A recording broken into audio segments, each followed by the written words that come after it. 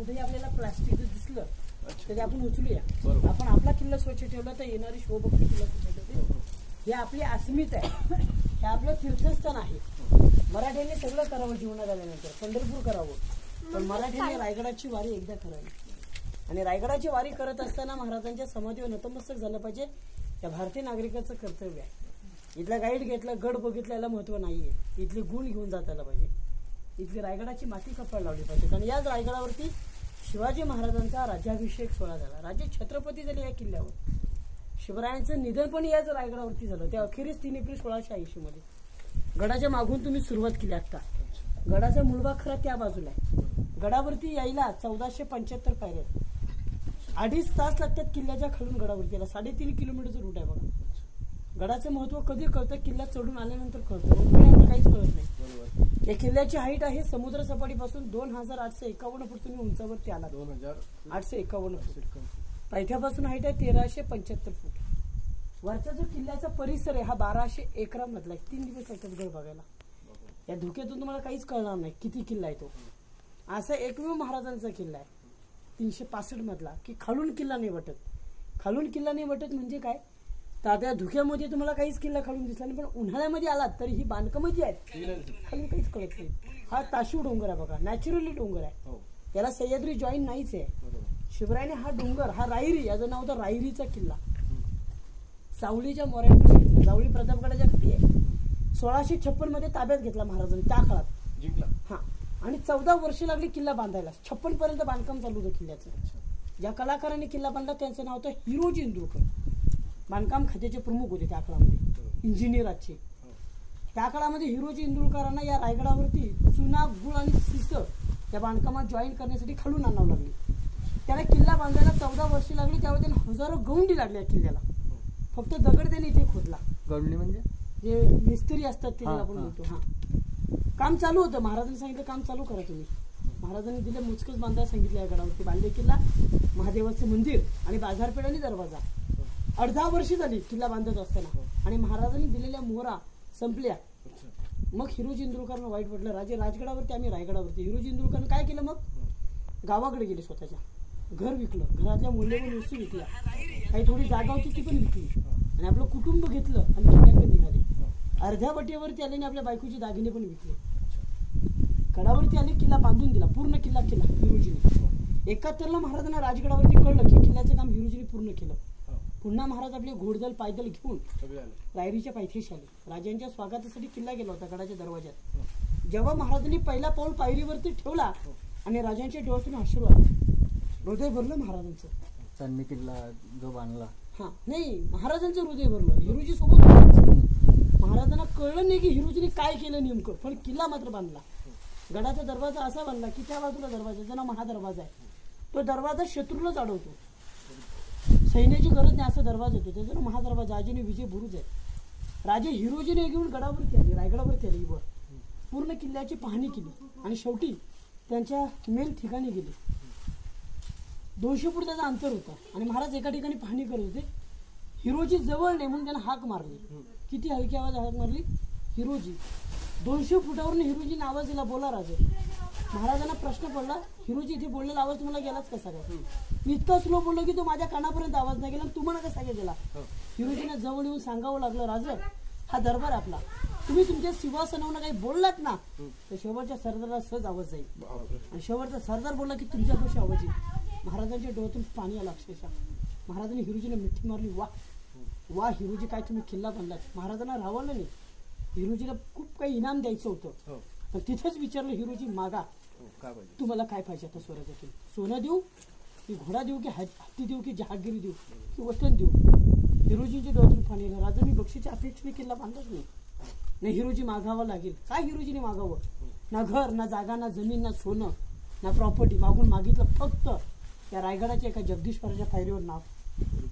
महाराज म्हटले, हिरोजी का दगडात नाव मागता? पायरीवर नाव लिहायचं ना तुम्हाला, गडाच्या गेटवरती लिहा, या उंच भिंतींवरती नाव लिहायचं नाही. हिरोजी म्हटले, राजा असं नाही. ज्यावेळेस या किल्ल्यावरती तुमचा मुक्काम असेल ना, त्यावेळेस त्या मंदिरात जाताना तुमची पावलं त्या पायरीवरती असतील तर तुमच्या पायाची धूळ नेहमी माझ्या माथ्यावरती लागल.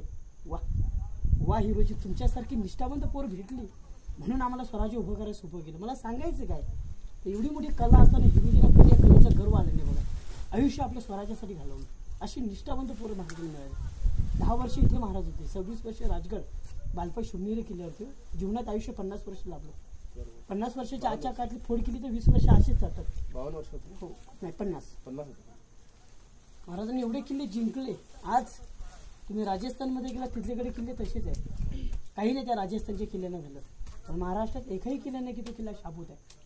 किल्ल्यांची अवस्था बघितली की आपल्या अंगातून काटा उभा राहतो, डोळ्यातून अश्रू येतात, रक्त ऐकल्यावरती रक्त सळसळत आपलं, भिंत डोक्यात जाऊन. आमचे किल्ले का उद्ध्वस्त आहेत? इथे जिवंत आहे पण किल्ले उद्ध्वस्त आहेत.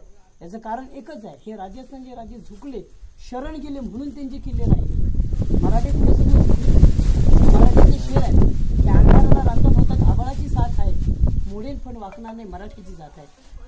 कवी भूषण बोलला, काशी हो की कला जाती, मथुरा में मस्जिद वस्ती, शोभा नव्हती तर सबकी सुन्नत होती. तर आज तुम्ही जन्माला आले नसते तर हिंदू धर्म टिकला नसता. या राजाने कधी जाती धर्म नाही पाळला. या राजाने कधी कोणावरती अन्याय नाही केला. या राजाने कधीच दरबारामध्ये स्त्री नाचवली नाही, आयुष्यात नाही. साधा चेहरा होता. एक परदेशातून पंतप्रधान आला भारतात, आणि भारतात आल्यानंतर विचार तुम्हाला भारतातलं काय दाखवाल?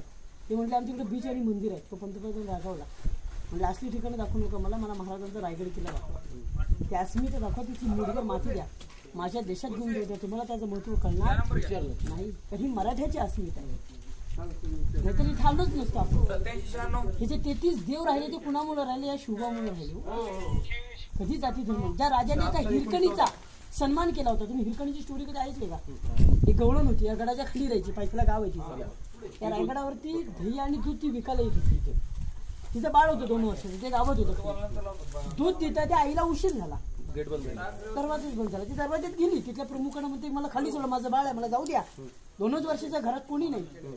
ते प्रमुख बोलले हिरा हे शक्य नाही, शिवरायांची आज्ञा आहे. शिवाजी राजे आता जरी गडाच्या खालून वरती आले ना तरी छत्रपती राजांना दरवाजा उघडला जात नव्हता. तुझ्यासाठी दरवाजा काय उघडणार नाही, जा परत तू गडावरती. तिला परत पाठवली, ती घाबरली. जसा अंधार वाढला तशी ती घाबरू लागली. काय करावं, उडी मारली तर मी संपून जाईल, बाळाला पण माझ्या बघणार. पण आई भवानीची कृपा, त्या बाळाचा आशीर्वाद, त्या मागच्या कड्यावरून खाली उतरली. बोलणं सोपं पण उतरणं अवघड आहे. या डोंगरावरून इथे माझ्या पायऱ्याने हा मोठा कडा 10:30 वाजले होते. त्या 10 वाजल्याच्या सुमारास ती उतरली. कोजागिरी पौर्णिमेचा सण होता. नाही हा थोडा उजेड, म्हणजे पौर्णिमेची नात्रासमोर थोडा उजेड राहतो, पण तेवढं नाहीये. फार ते अवघड होते. आकाश, झाडी, झुडपं, जंगल, फार आश्चर्याचं काम आहे ते. आणि दुसऱ्या दिवशी दरवाजे उघडले. उघडल्याच्या नंतर जे किल्लेदार होते ते हिरकणीची वाट बघत होते. तितकी विनंती करते, इतकी व्याकुळ झालेली, आली का नाही. मग त्यांनी चौकशी केली, गडावरती सापडली नाही. त्यांना डाऊट आला, तिने उडी मारली, ती संपली. हे त्यांच्या मनात, कारण रायगडावरून उतरणंही शक्य नव्हतं.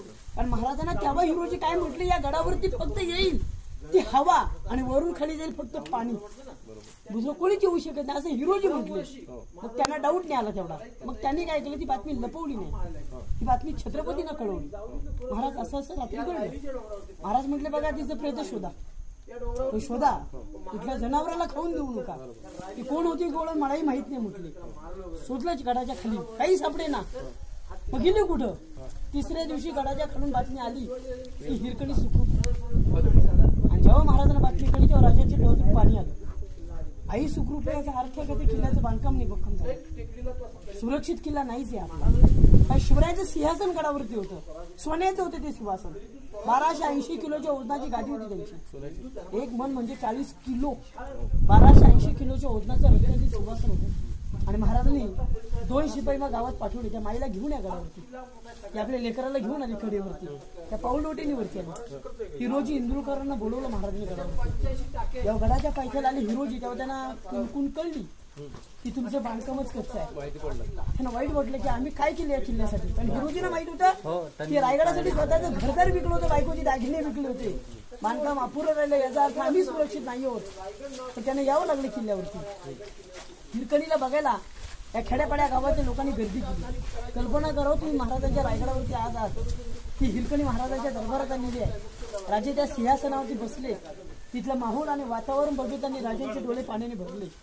कुणाला न्याय द्यावा? हिरा बाजूला आहे, हिरोजी बाजूला, बसलेली प्रजा आहे. हिराणी पडद्याच्या आत ती लपू लागली. तिला वाईट वाटलं तर महाराज काहीतरी मला शिक्षा करणार. हिरोजीने मान झुकवली. राजाने सिंहासनावरून विचारलं त्या माईला, तू का उतरलीस?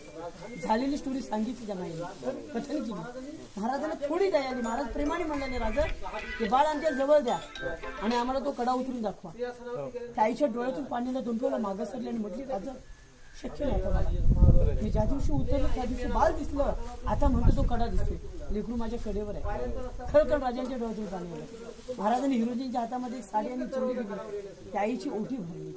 तिला पालखीत बसवली आणि घरात तिला रवाना केली. आणि महाराज म्हटले, त्या बाळाला 2 वर्षाच्या ते कडेवरतीच होते. ते मी तुम्ही पाहत होतं, वा बहादरा वा झुंजा. अरे तुझी आई इतकी शूर असेल तर तू किती शूर असेल. तुमच्यासारख्या बालकाची आम्हाला गरज लागलेली आहे. जा हिरोजी जा. जिथून ही माई उतरली असेल ना, तो डोंगर तासा तिथे बुरुज बांधा. त्या बुरुजाचं नाव दे हिरकणीचं बुरुज आणि त्या वाडीचं नाव दे हिरकणी वाडी. त्या रोपणी आलात ना ते गाव हिरकणी गाव, पैठ्याला गाव आहे. ऐतिहासिक गाव आहे ते हिरकणी वाडी. या गडावरती पूर्ण छप्पर होतं, पण इंग्रजांनी किल्ला उद्ध्वस्त केला. तोफांचा मारा करून रायगड 11 दिवस जाळला. 11 दिवसामध्ये रायगडावरचं जे छप्पर आहे ते जळून गेलं पूर्ण. आता हा किल्ला कोणाच्या मालकीचा नाही, हा पुरातत्व खात्याच्या ताब्यात आहे. इथला तुम्ही दगड जरी उचललात ना, हलवलात ना, तर तुम्हाला 3 महिने जामीन नाही. हे उचलणं आपलं काम नाही. आपलं काम काय जतन आणि संवर्धन करणं. यावर्षी शिवरायांच्या राणीच्या दरवाज्यातून बाहेर निघायचं हवा घ्यायला. समोर पालखी दरवाजा आहे. शिवरायांची आई खाली राहायच्या पुढे पाचाळा गावात. त्यांना गडावरती यायचं असेल तर या गेटवरती यायच्या. मुली गेटतून आपण पालखी दरवाजा. राणी मोलासमोर बांधलेली होती, याला दासी बसतात. शिवरायांच्या टाक काढल्या दाशन उतरायची बसती जागा लोकांच्या बसती. या रेलिंगच्या आतमध्ये शिवरायांच्या काळामध्ये कणगी म्हणतात, कोकणातल्या कणग्या.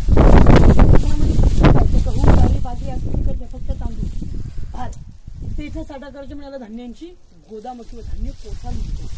या रेलिंगच्या खाली मंत्री म्हणतो कार्यालय. आणि जो परिसर आपण फिरतो याला बाल्य किल्ला म्हणतो. बाल्य किल्ल्याची व्याख्या काय? बाल्य किल्ला म्हणजे किल्ल्याचा सुरक्षित भाग की जिथे स्वराज्यातला कारभार पाहिला जातो तो बाल्य किल्ला. सर, हे छत्रपती महाराजांचं बेडरूम आहे, त्यांचं निवासस्थान, झोपण्याची जागा, हे त्यांचं स्वयंपाकघर. छत होतं पूर्ण किल्ल्यावरती छत होतं सर, पण इंग्रजांनी उद्ध्वस्त केला किल्ला. आता महाराजांनी वाड्यामध्ये स्वयंपाकघर का घेतलं तर त्या काळामध्ये वीज बाधा होण्याची शक्यता असते. खरं त्या काळामध्ये वीज बाधेचं फार प्रमाण असायचं, पण त्याने आपल्या वाड्यामध्ये म्हणजे स्वयंपाकघर आहे याचा पुरावा काय, त्याची दगडाची उखळी खलबते खलबते आजच्या भाषेतलं मिक्सर. अच्छा, येस. काही खेड्या गावांमध्ये याला उखळ बोलतात. अजूनही काही खेड्या गावांमध्ये पाहायला मिळतं उखळ.